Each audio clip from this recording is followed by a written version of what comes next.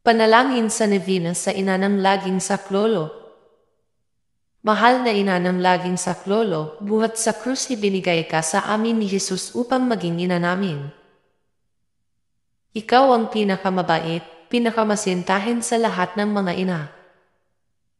Buong giliw mong tunghayan kaming iyong mga anak na ngayon ay humihingi ng iyong tulong sa lahat ng aming pangangailangan lalong-lalo na ang biyayang ito. Tumigil at sabihin ang iyong mga hangarin.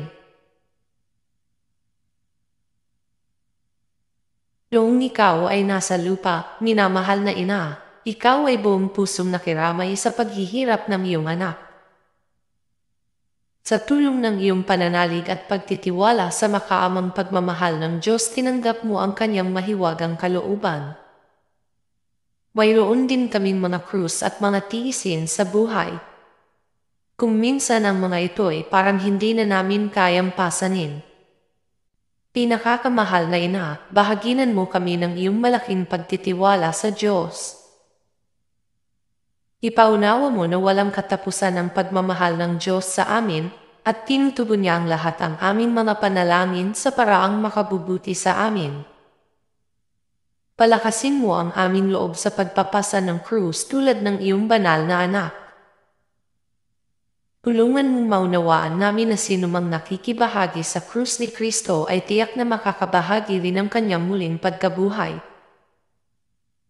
Pinakamamahal na ina, habang kami ay nababahala sa sarili naming mga suliranin, huwag sana naming malimutan ang mga pangangailangan ng iba.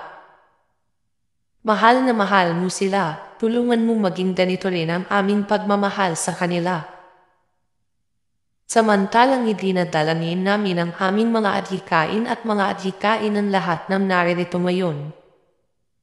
Mataimtim sa loob na hinihiling namin sa iyo. Aming ina, tulungan mo kaming makapagdulot ng aliw at ginhawa sa mga may sakit at sa mga malapit ng sumakabilang buhay.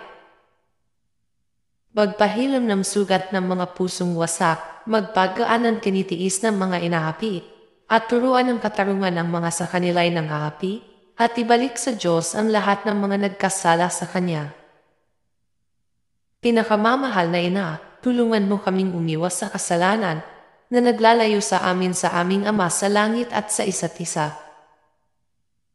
Buong tiwala namin isinasalalay ang aming sarili sa iyong pagkalinga at lubos na umaasang kami iyong tutulungan. Amen.